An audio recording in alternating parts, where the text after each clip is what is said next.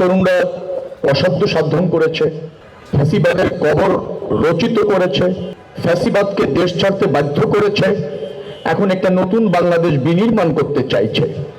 এই যে যে বিভিন্ন প্রত্যাশা, আকাঙ্ক্ষা রাষ্ট্র প্রতিষ্ঠিত করবার জন্য যারা সজাগ আছে, সচেষ্ট আছে, প্রত্যাশা নিয়ে আছে, তাদের ভাবনার সাথে নিজেকে অ্যাডজাস্ট করাটা অনেক কঠিন, অনেক কঠিন।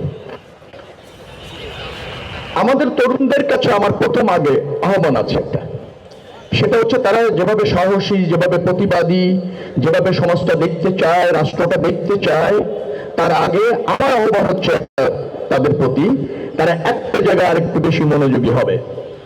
সেটি হচ্ছে রাষ্ট্র কিভাবে পরিচালিত হয়, সেই জায়গায় মনোযোগী হতে হবে।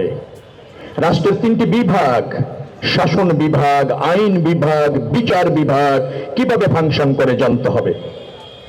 রাষ্ট্রের সাংবিধানিক প্রতিষ্ঠান, সেবা খাত, স্বায়ত্তশাসিত প্রতিষ্ঠান কিভাবে ফাংশন করে তা জানতে হবে।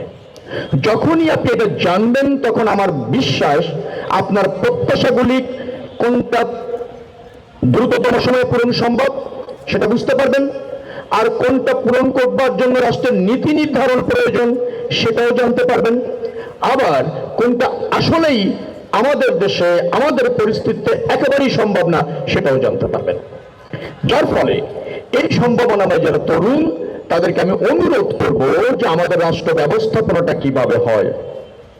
একজন আইন প্রণেতা, অর্থাৎ রাষ্ট্রে যদি তিনটি বিভাগ থাকে, শাসন বিভাগ, বিচার বিভাগ, আইন বিভাগ, সেই আইন বিভাগের মেম্বার অফ পার্লামেন্ট হয় একজন সদস্য মাত্র। তার কোনো এক্সিকিউটিভ প্রকৃতপক্ষে ক্ষমতা নাই।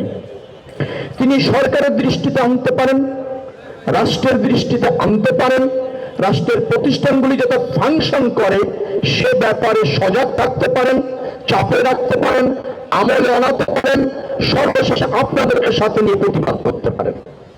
এই হচ্ছেন একজন মেম্বার অফ পার্লামেন্টের।